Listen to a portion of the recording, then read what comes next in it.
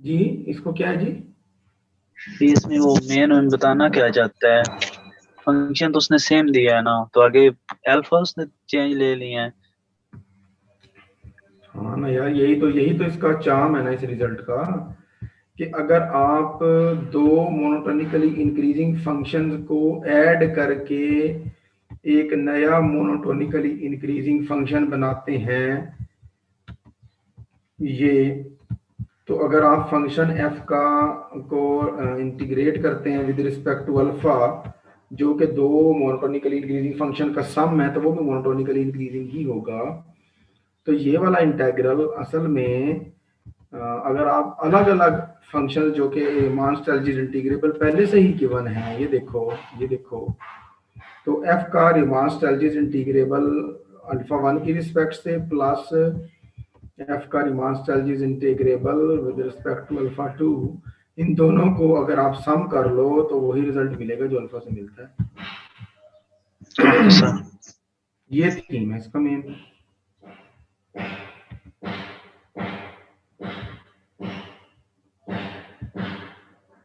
Okay. Yes sir. तो ये देखें, ये एफ रीमान स्ट्रेटजीज इंटीग्रेबल है with respect to alpha one.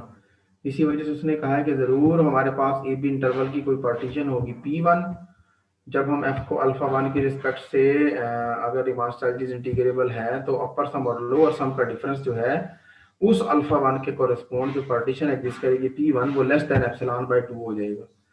इसी तरह से एफ रीमान स्ट्रेटजीज इंटीग्रेबल है with respect to alpha two भी, तो अल्फा टू के लिए हो सकता है वही पार्टीशन भी काम कर जाए, लेकिन ये जरूरी नहीं था, कंपलसरी नहीं था, मैंडेटरी नहीं था, इसलिए हमने ये कह दिया कि चलो पी टू कर लो। तो हमने कह दिया U P two F alpha two जो है, ठीक है।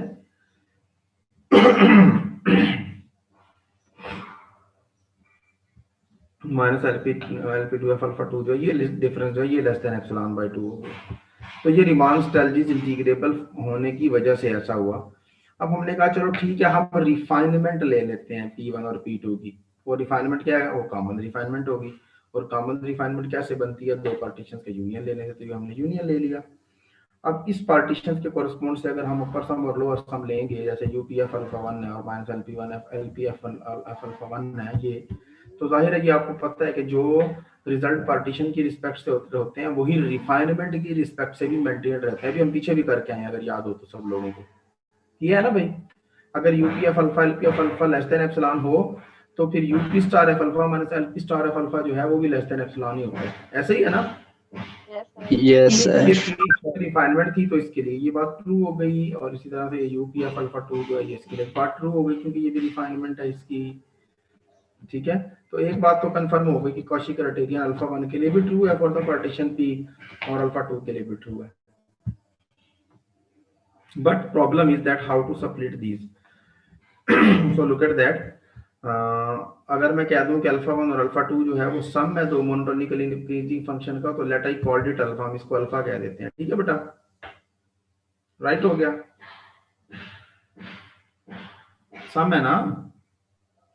जी सर। और मोनोटोनिकली इंक्रीजिंग हो ना अगर फंक्शन, तो उनका सम भी मोनोटोनिकली इंक्रीजिंग ही होता है। ओके, तो ये डेल्टा अल्फा आई जब लेंगे तो ये बन जाएगा delta alpha one I plus delta alpha two I.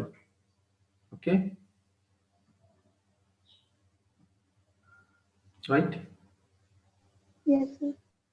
now UPF alpha is equals to summation of capital of mi delta alpha I, which is equals to capital of mi, और delta alpha आई को हम लिख सकते हैं ना delta alpha one I plus delta alpha two I, if that can be written like that, right? Okay, ये मैंने definition use कर ली है, ये डेफिनेशन यूज कर ली है। ठीक है, और समेशन की प्रॉपर्टी है कि वो तो स्प्लिट हो जाती है अलग अलग सम पे, तो summation of capital of M I delta one I ये अलग हो गया और ये वाला हिस्सा अलग हो गया। ठीक है बात? Yes sir. और इसी तरह से हम एल पी एफ अल्फा को लिख सकते हैं ऐसे, ये चीज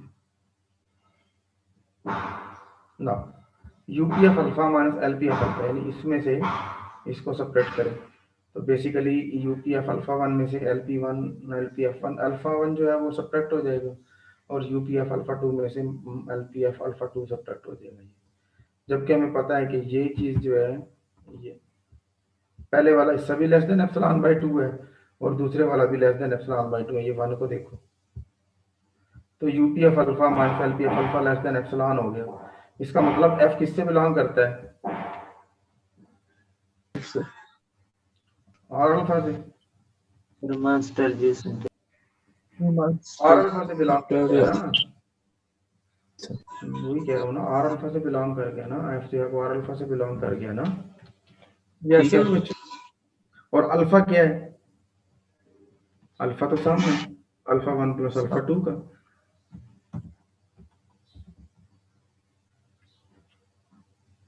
ठीक है, तो वो कहता है अगर एफ रीमान स्टाइलजीज इंटीग्रेबल है तो A to B F T alpha को लिखा जा सकता है कि infimum of UP F alpha. ये अपर सम का इनफिमम ही होता है ना रीमान स्टाइलजीज इंटीग्रल जो है, ऐसे ही है ना, इनफिमम वैल्यू लेते हो ना upper sum. Yes sir. Yes sir. और लोअर सम की कौन सी वैल्यू लेते हैं? सुप्रीमम। सुप्रीमम। ठीक हो गया। लेकिन यूपीएफ अल्फा तो इस सम के बराबर नहीं है इसके, ये पीछे से ही लिखा है हमने, ये देखो जी सर। ये यूपीएफ अल्फा बराबर है UPF alpha one plus UPF alpha to. तो इसका मतलब है अगर हम इसका इनफिमम ले रहे हैं तो इसका मतलब है हम इस सम का इनफिमम ले रहे हैं इसका, है? Yes sir. और जब इनफिमम को दो फंक्शंस के सम्स के इंडिविजुअल पे ऑपरेट करते हैं तो आने वाला रिजल्ट क्या हो जाता है? लेस हो जाता है। इनफिमम लेस होता है और सुप्रीमम ग्रेटर होता है। तो ये आने वाला रिजल्ट लेस हो गया, ये देखो UP infimum of UPF alpha one plus infimum of UPF alpha two. लेकिन यूपीएफ अल्फा वन का मतलब है integral A to B F D alpha one. Lower bar और अपर बार इसलिए नहीं लिखा है क्योंकि हमें पता है कि एफ अल्फा वन की रिस्पेक्ट से रीमान स्टाइलजीज इंटीग्रेबल है। इसी तरह से इनफिमम यूपीएफ अल्फा टू जो है इसको हमने लिख दिया plus A to B F D alpha two, right? Yes sir. Similarly by taking G जी सर इधर इक्वल कैसे हो गया? हाँ जी सर जी इक्वल। ये बात तो इसके इक्वल ही है ना, ये चीज तो इसके इक्वल ही है ना। Infimum of UPF alpha one किसके बराबर होता है? Integral A to B F D alpha one. और infimum of F D F alpha two किसके बराबर होता है? Integral A to B F D alpha two. ठीक है सर जी ये हम अपर सम ले रहे हैं तो बार नहीं आएगा बी के ऊपर, इंटीग्रल ए टू बी। हाँ आना चाहिए था, लेकिन चूंकि हमें पहले से पता है कि एफ जो है वो अल्फा के रिस्पेक्ट से भी रीमान स्टाइलजीज इंटीग्रेबल है तो अपर बार लिखने की जरूरत या लोअर बार लिखने की जरूरत नहीं है। हमें ये भी पता है कि एफ अल्फा वन की रिस्पेक्ट से भी रीमान स्टाइलजीज इंटीग्रेबल है। तो अगर हम हमारे पास इनफिमम या सुप्रीमम वैल्यू आएगी with respect to alpha one तो फिर भी हमें बार लेने की जरूरत नहीं है। इसीलिए हमने बगैर बार के लिखा है क्योंकि हम पहले से ही कुछ हमें पहले से गिवन था। जैसे आपके बारे में हमें बताया गया था कि वो रीमान स्टाइलजीज इंटीग्रेबल है with respect to alpha one, वो रीमान स्टाइलजीज इंटीग्रेबल है with respect to alpha two. Okay yes sir ठीक हो गया।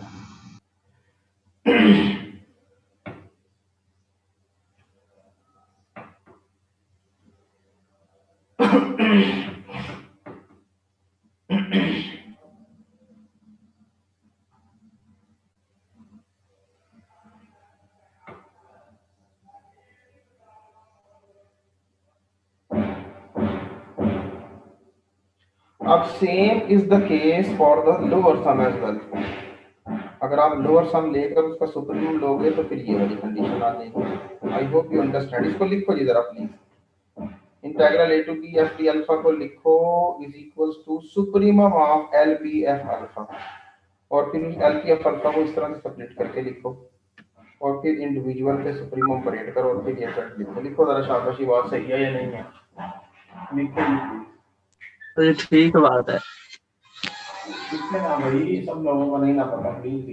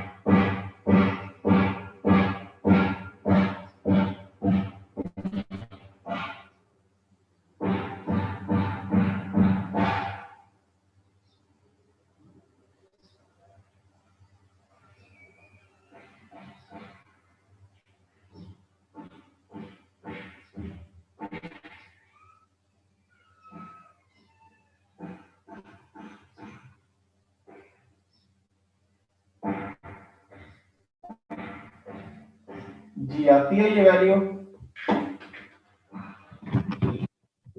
Yes sir. तो अगर आप इन दोनों हिस्सों को कंबाइन करें तो आपके पास इंटीग्रल आ जाता है a to b of d alpha is equals to a to b of d alpha 1 plus a to b of d alpha 2, है ना? लेकिन अल्फा जो है वो तो अल्फा 1 प्लस अल्फा 2 है, तो इसका मतलब हम असल में ये कह रहे हैं integral a to b of d alpha 1 plus alpha 2 is equals to integral a to b d alpha 1 plus integral a to b of d alpha 2. This is what the requirement is. ये नहीं थी requirement पहले से की. Okay,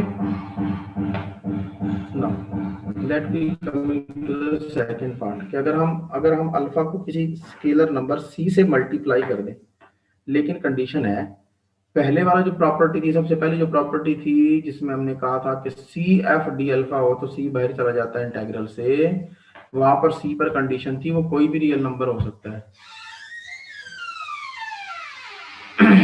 सी कोई भी real number हो सकता है.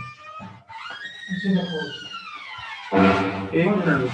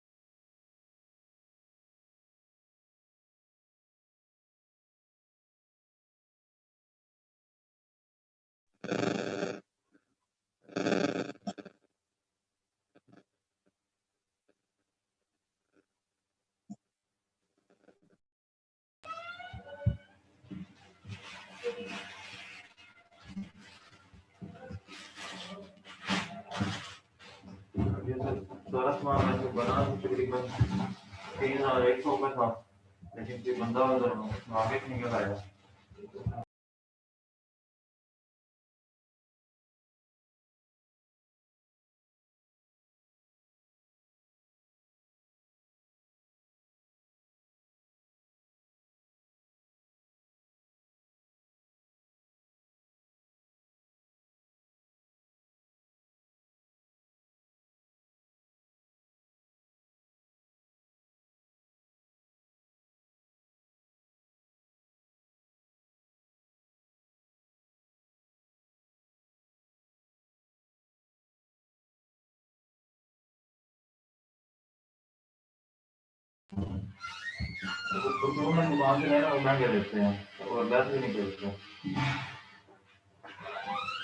ये देखिए ना बेटा, सी जो था ना हमारे पास इस केस में फॉर एवरी कांस्टेंट सी,